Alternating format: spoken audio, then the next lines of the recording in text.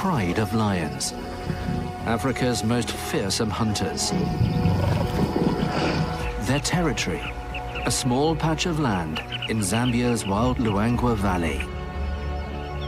They share this land with rival hunters, potential prey, and thousands of other remarkable animals. While the pride struggles to catch a meal big enough to satisfy them, we spend one day and one night here and meet the animals that also call the pride's land home.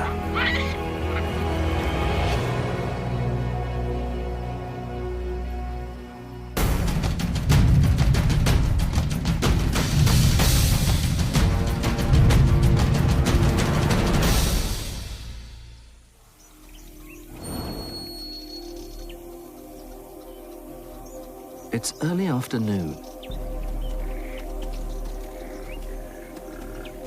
and the pride rests in the lengthening shadows.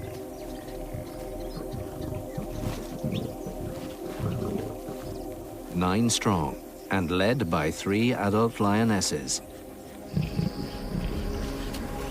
They are the top predators here.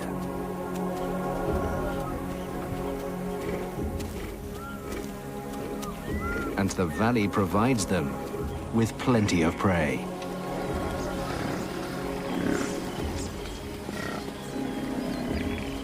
But recently, they haven't had much luck. With their male away patrolling the territory, their last few hunts for large prey have failed.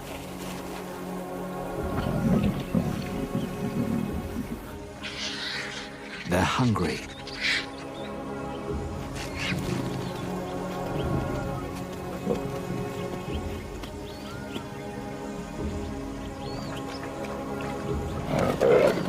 All they've managed is a small kill. A warthog caught off guard.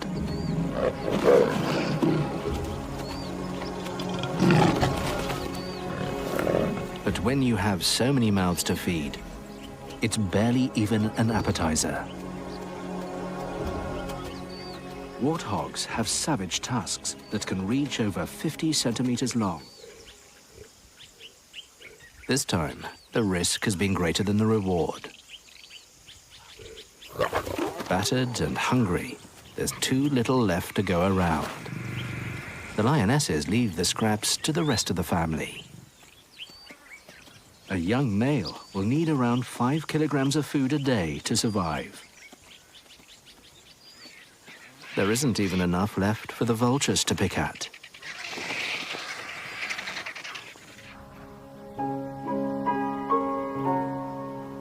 This is the pride's land. 60 square kilometers of pristine wilderness on the banks of the meandering Luangwa River. But they aren't the only animals that live here. With the sun past its peak, high midday temperatures are fading fast. The cooling air rejuvenates all the animals that call this land home. Stirring from their siestas, it's time to wake up and get on with what remains of the day.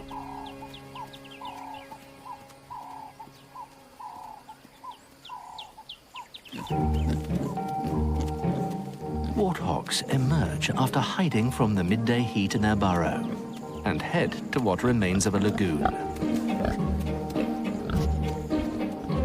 Their homes are usually within strolling distance of a water source.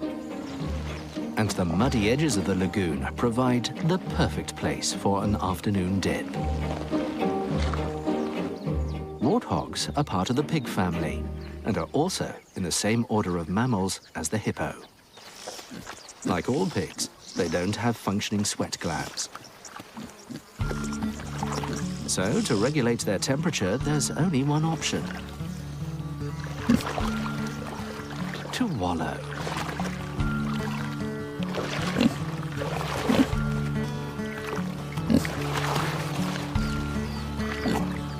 Mud stays cool longer than water and protects their skin from the sun. A pig and muck go hand in hand.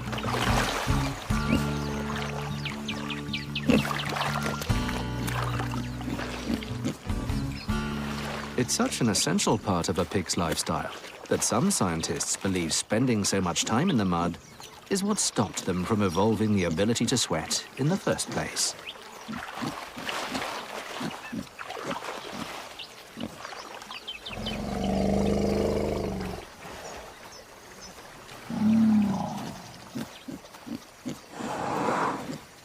The afternoon draws out more of the valley's wildlife to the local watering hole,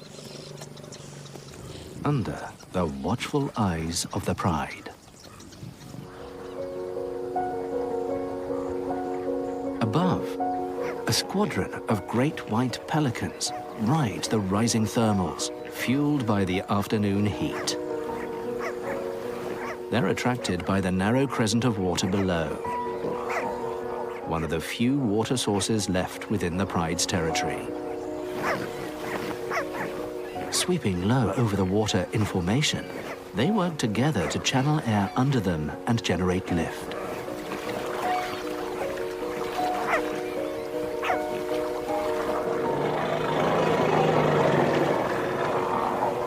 Those that fly alone waste up to 14% more energy.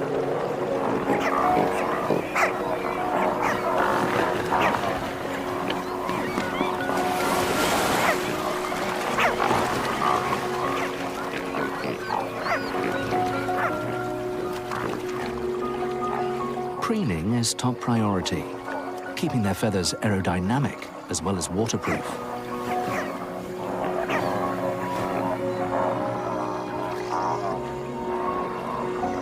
Flapping their gular sac is a pelican's way of cooling down. It's still too hot to fish for now. In the woodlands, the shade brings relief to the savanna's more secretive creatures.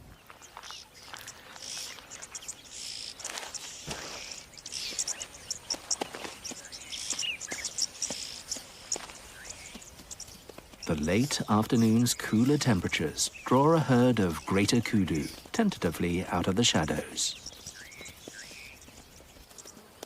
After a day of foraging on herbs, leaves and flowers, a thirst-quenching drink at the lagoon is too tempting to pass up. But breaking cover has its risks.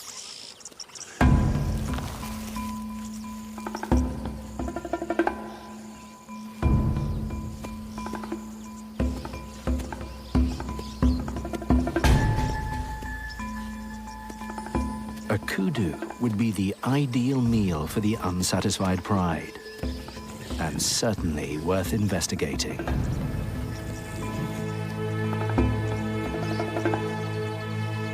The big bull takes the lead.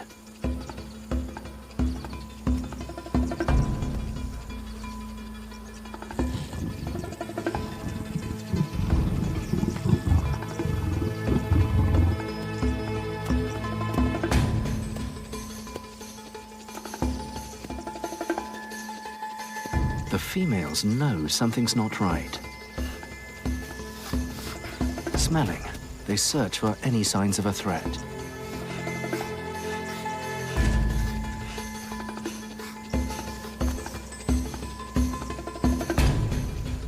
The lioness stays downwind.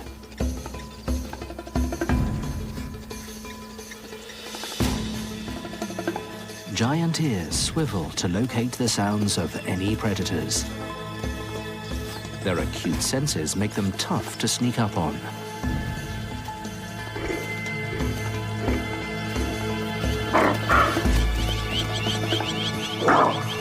The lioness has been made.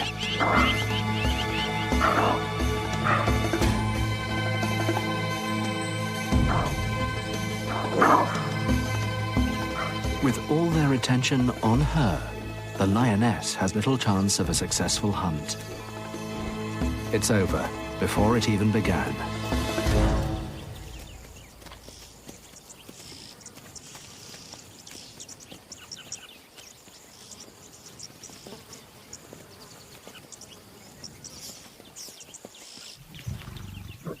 Returning to her pride, she reaffirms her bond with her sister.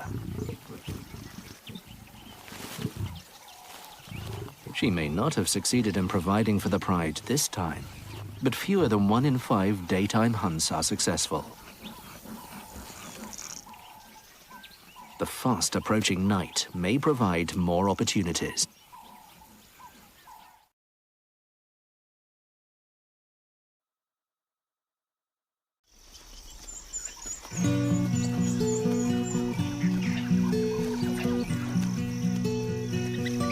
Unlike lions, wild dogs rarely hunt at night.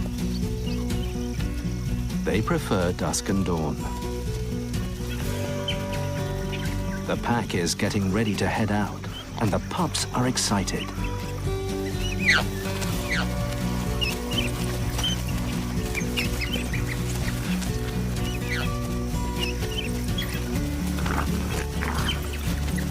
They're a year old and finally grown up enough to join the rest of the pack on their daily expeditions.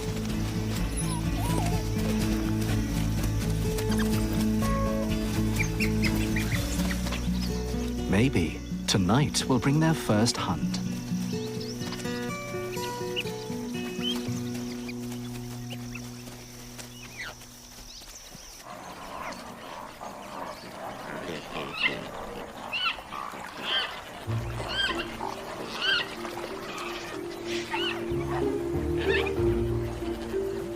Back at the lagoon, marabou storks join the pelicans.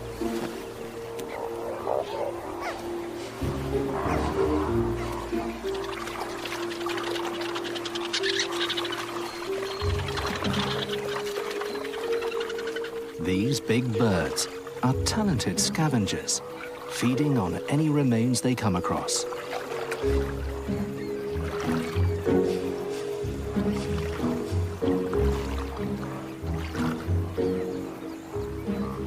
Their grotesque, featherless heads, cloak-like plumage, and love for carcasses mean they're often referred to as the undertaker bird. But they don't exclusively feed on carrion. The low water level means fish are tightly packed together. Easy pickings. The marabou wade right in. Pelicans and yellow-billed storks aren't far behind.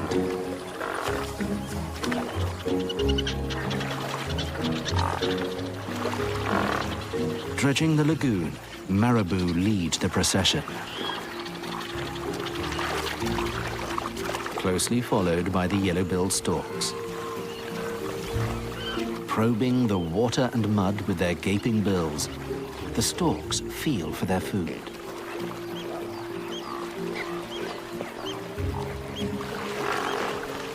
Pelicans drag their net-like sacks through the water.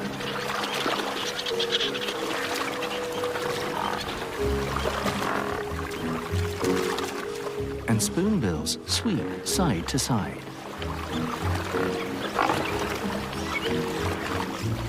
The fishing party pushes prey into tighter and tighter groups. A wall of birds and roiling water leave the fish desperate. There's no way out but up. As the sun dips toward the horizon, the hustle and bustle of the afternoon begins to subside.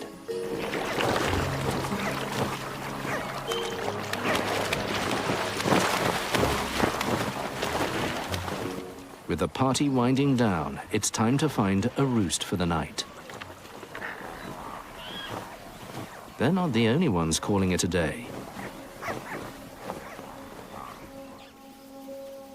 Baboons head homeward after a day of foraging on the plains. Guinea fowl take one last scratch before turning in for the night.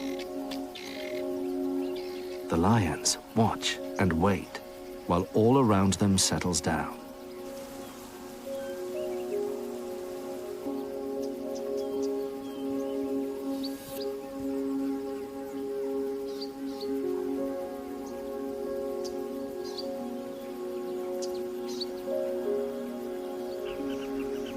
as the last light reaches across the valley.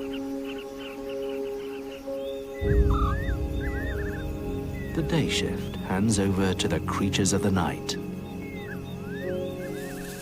While some return to the safety of their treetop homes, the ground below comes alive. Matabele ants are on the march. Under the cover of darkness, they're moving house and taking all of their belongings with them. Up to 2,000 worker ants carry precious packages. Black cocoons and white developing larvae. The next generation. The larvae are the colony's brood, its prized possessions.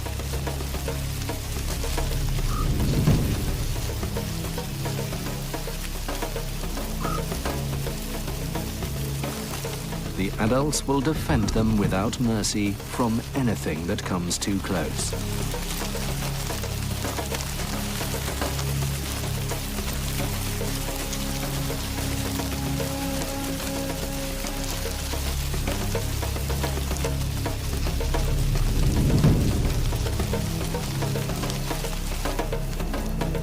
Following a chemical trail laid down by the lead scout, they head towards their new home.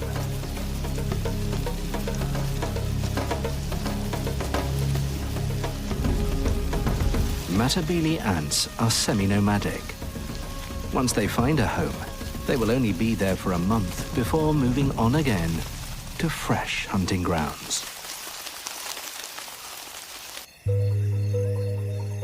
It's 10 o'clock, and the full moon hangs high above the valley. Night is the domain of the predator. This is when the lions are most active.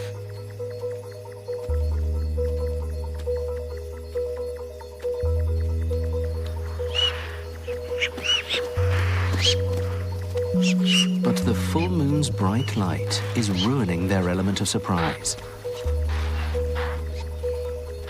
The impala and puku see them coming.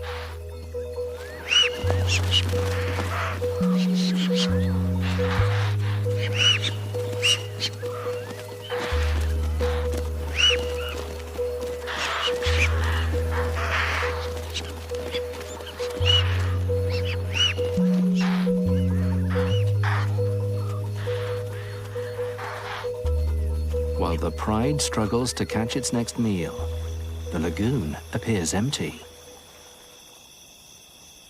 But it's not as quiet as it seems.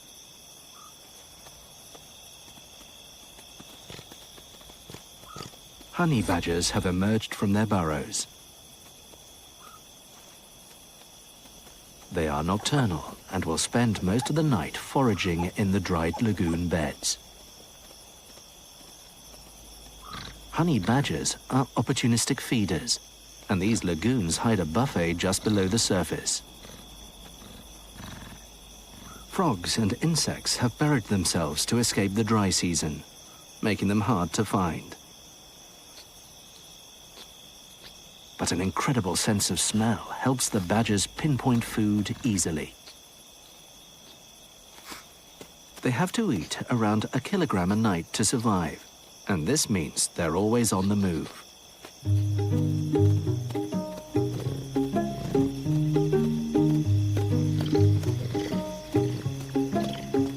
Tough and industrious, they can cover over 40 kilometers in search of food, a marathon every night.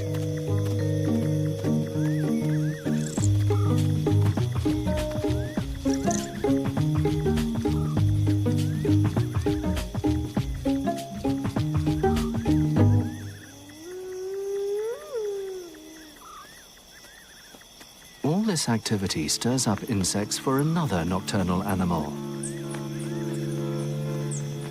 More than 1,200 species of bat exist worldwide, and almost 3/4 of them are insectivores.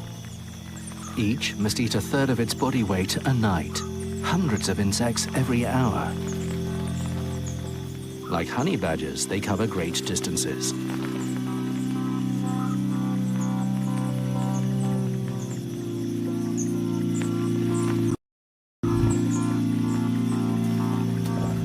The lions have come down to drink. With half the night gone, they've been unable to make a kill.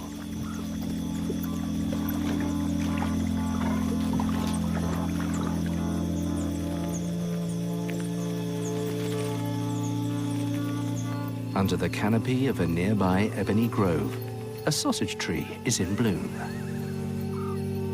Their chandelier-like flowers open at dusk, and each only lasts one night.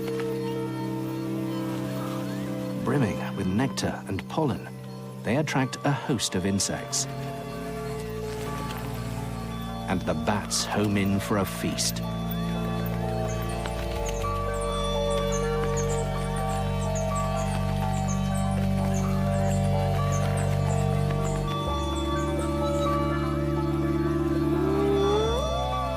On the edge of the ebony grove, a spotted hyena den is also drawing in the bats. They feed on the insects attracted to the remains of the hyena's last meal. It's 2 a.m. and the clan is out. There are 6 new cubs.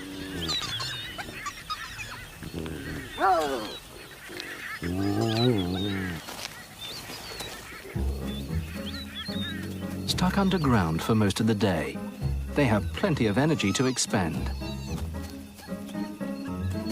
It's time to play.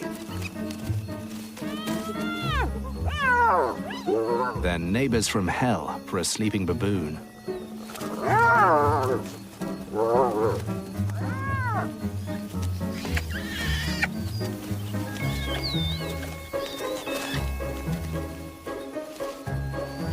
Hyena society is highly competitive.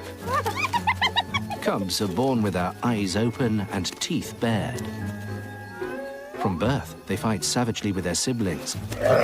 It creates a hierarchy that will last for life. After 2 weeks, aggression begins to give way to play. And after a month, it becomes even more enthusiastic, helping them to establish friendships and integrate into the clan.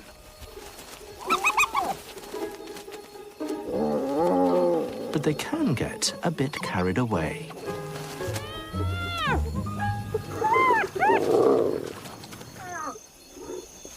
Exhausted, the little cubs settle down to suckle. Their mother invests far more resources in her milk than other carnivores. It has 3 times the fat and protein content of a human's, and her cubs will be completely dependent on it until they're 8 months old. But to provide this nutritious milk, she must eat frequently. Her acute sense of smell can locate food up to 4 kilometers away. And a stench on the wind catches her attention.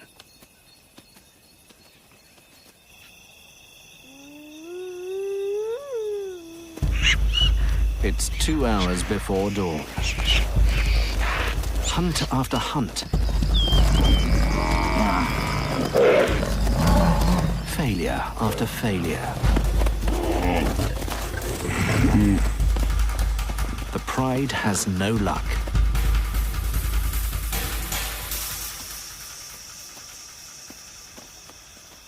They give up for now.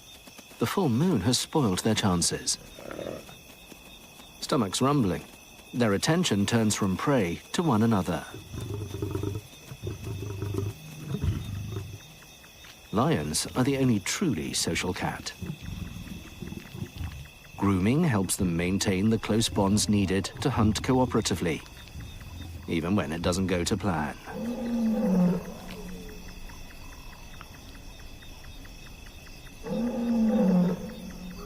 Distant roars echo through the cool night air.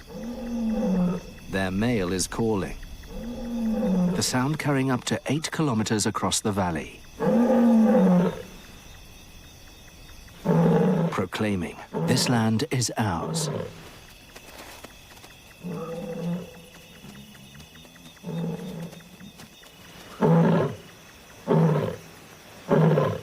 Tonight, he is louder and closer than he has been for some time. They head towards the sound, hopeful for a reunion with their pride male.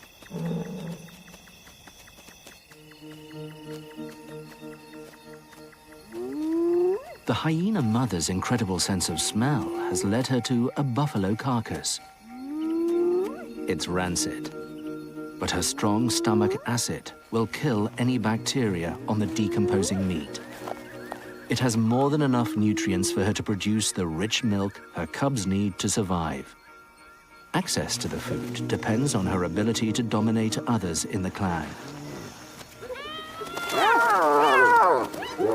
As the matriarch, she quickly puts others in their place. The more she can stuff down before her clanmates, the better chance her offspring will have of surviving.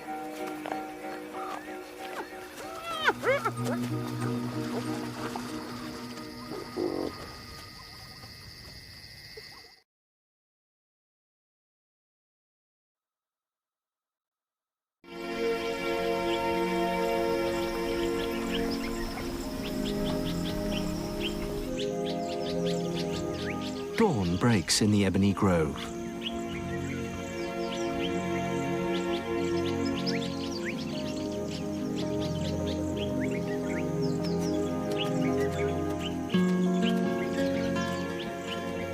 Silence has fallen over the hyena den. The clan rests after the activity of the night. With the pride nowhere to be seen, baboons descend from their roosts.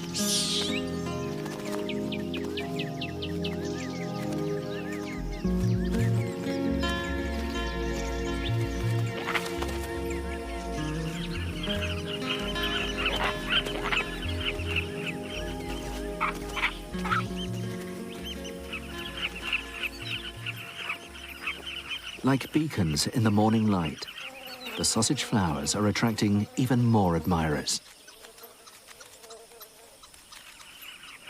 Like bats, birds are drawn by the insect's presence. Carmine bee-eaters, named for their favorite prey, gather on nearby perches.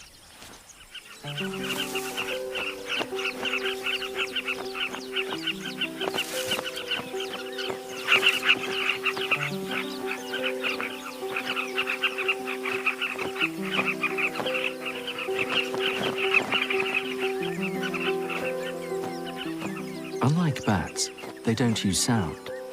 Their incredible eyesight helps them catch their marks with ease.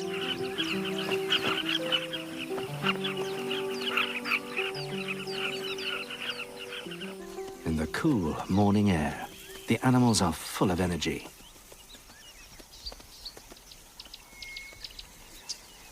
Young rams move together as part of a bachelor herd. They may not hold any territory yet, but this ragtag group of youngsters still establishes a hierarchy. A single male roars, putting on a show for the other rams. For impala males, this is how you sort the men from the boys.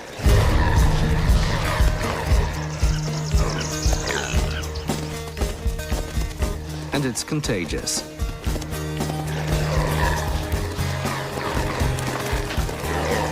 Chasing one another lets the ram see who's in the best condition.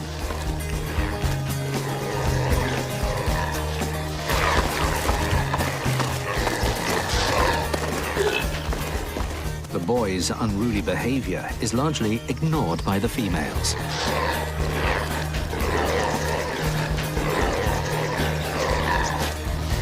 These highly ritualized displays rarely lead to any serious fights, so injuries are uncommon.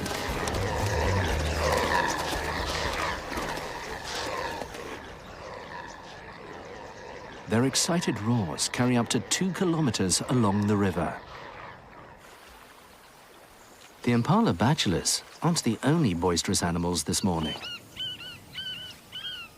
Baby baboons play on the riverside.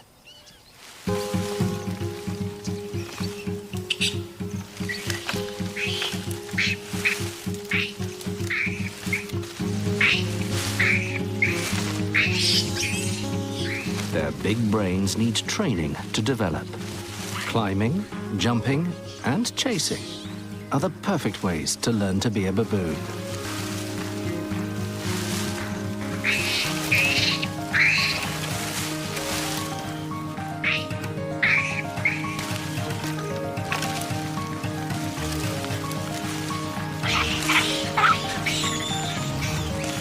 Adults may play less as they get older, but it won't save them from becoming target practice.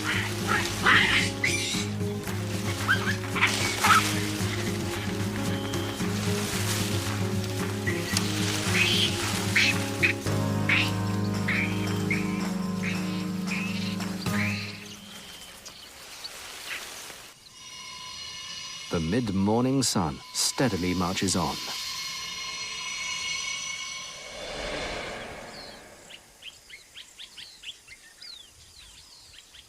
The pride dozes, at last with bellies full. They managed to meet up with the male and take down a young hippo. Finally, they've made a kill big enough to satisfy the entire pride. But they'll have to wait if they want seconds. The male dominates the carcass.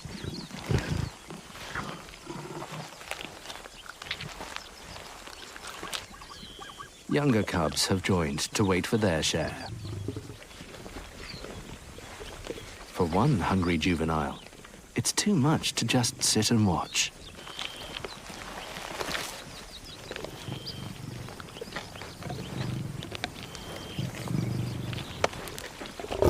But Dad is unwilling to share.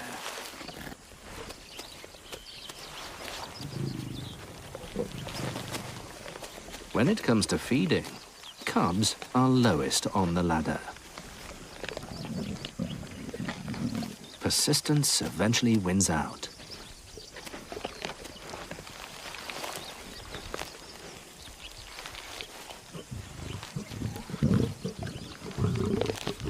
The male has had his fill and allows the others to tuck in.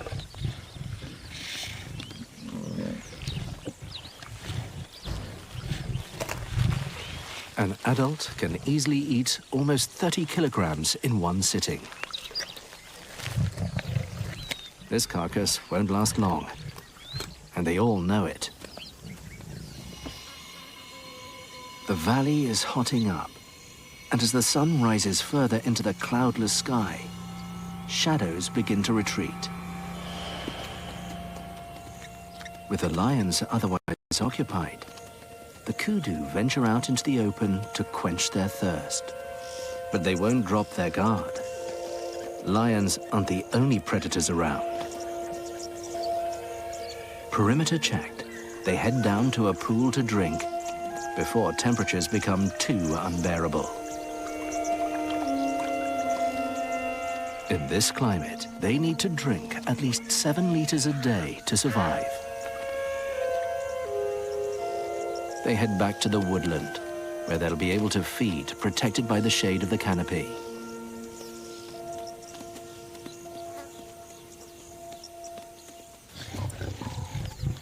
The male returns to the carcass.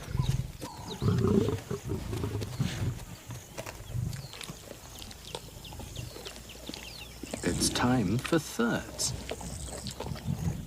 But it's getting too hot to eat out in the open.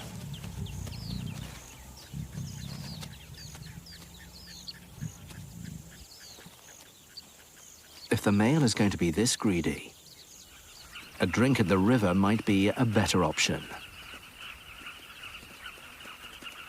An explosion of color catches their attention. It's noon, and the carmine bee-eater males are beginning to return from their morning hunt. Bug in beak. These are romantic tokens for their mates, delivered straight to the burrow.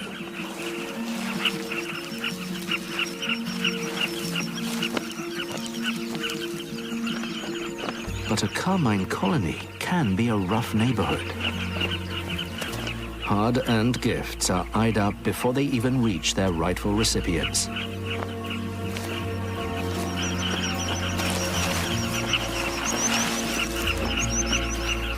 It's easier to steal than work for your bug.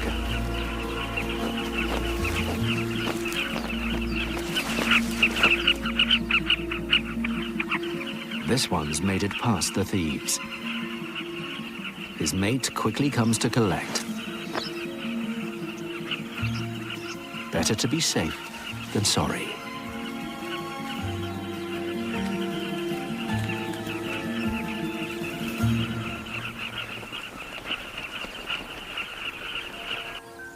On the other side of the river, African skimmers carve through the shallow waters.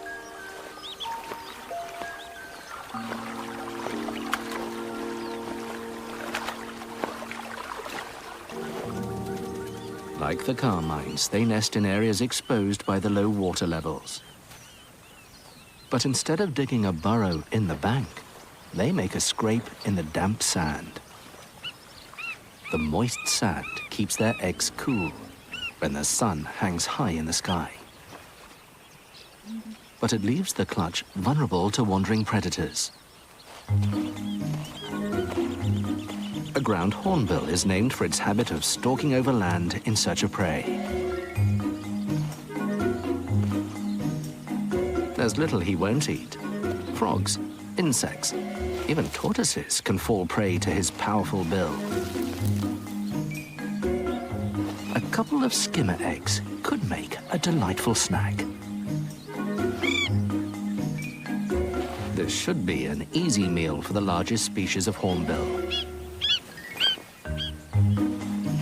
But he should know better than to mess with a pair of worried parents.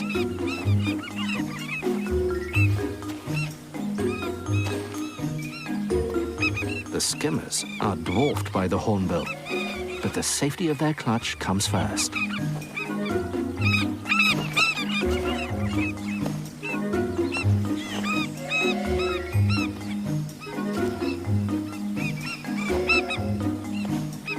The mobbing is too much. He'll have to look for food elsewhere.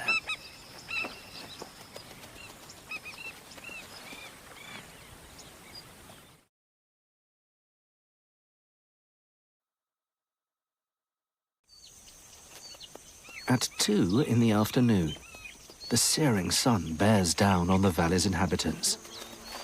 The male lion is out on patrol, and the females lounge in the shade.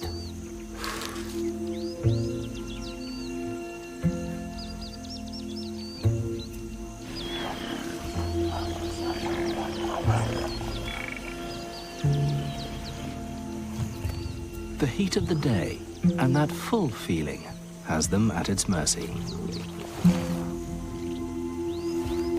If they could, they'd sleep all day anyway.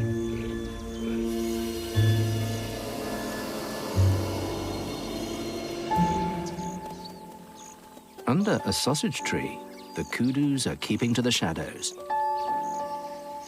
Sausage fruits hang from the branches above.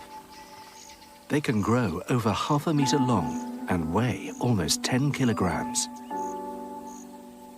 The flowers have already fallen. Fine dining for the valley's herbivores. But some kudus aren't quite so elegant. This female's gone for a sausage fruit instead. Quite the mouthful.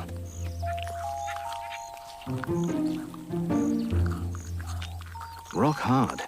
It's tough to get down.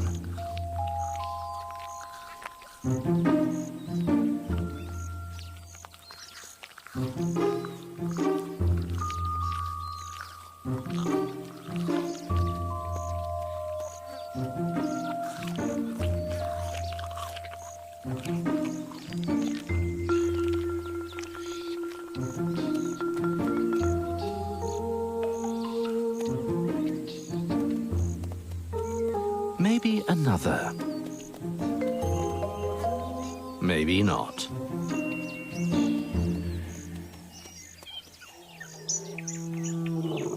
male lion's roars carry across the valley again. But this time, weighed down by a belly full of hippo, he isn't really putting in much of an effort.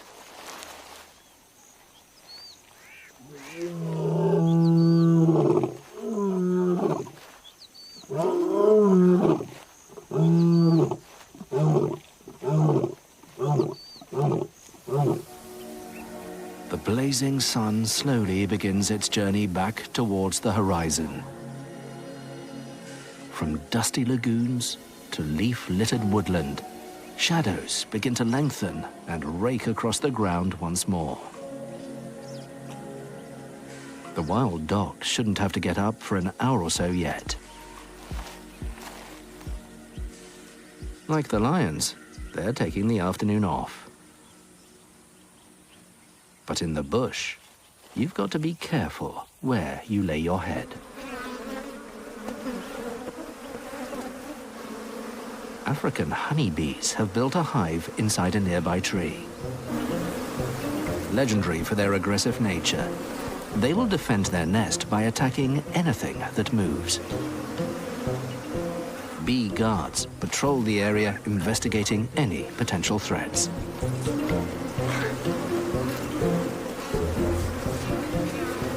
A swarm of angry bees isn't the best lullaby for a tired wild dog.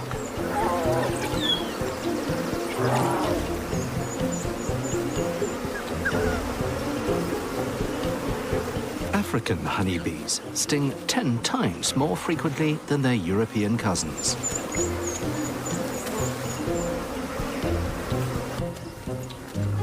There's no option other than to find somewhere else to sleep.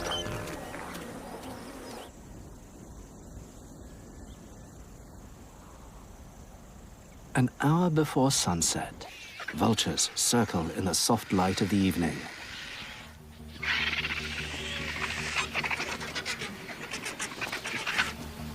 They descend en masse to the carcass of a young elephant.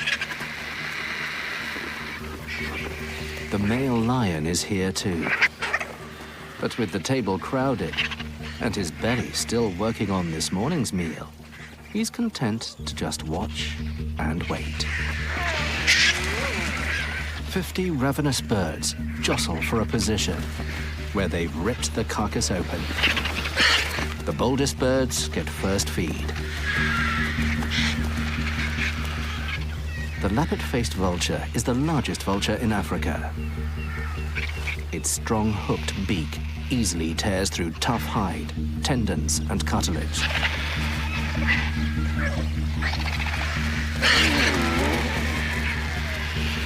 His aggression and power mean the smaller white-backed vultures wouldn't dare challenge him.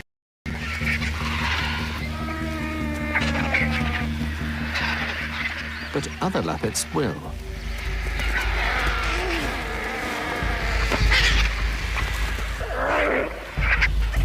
Fights over the carcass come thick and fast. White-backed versus white-backed.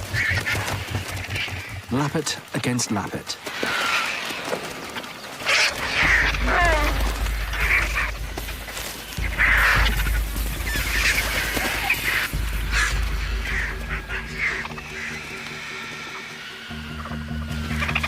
Gorging, the vultures wolf down nearly a kilogram of meat a minute. Vultures may have a bad reputation, but removing festering carcasses keeps the environment disease-free. Some have overdone it. And as the sun falls, the circle of satisfied birds grows.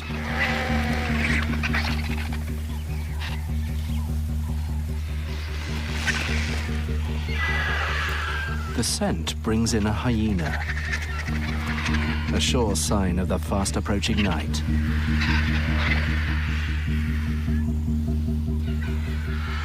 Alone, he's no match for the watchful lion.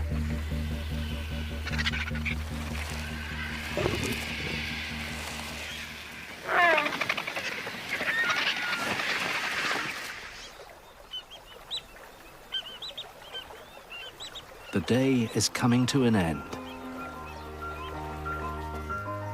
As nocturnal creatures begin to stir from their dens, impala and puku prepare for the night ahead. The pride may have fed today, but it won't be long before, stomachs empty, their attentions turn to the next meal. Every night is a long night for those that call this valley home.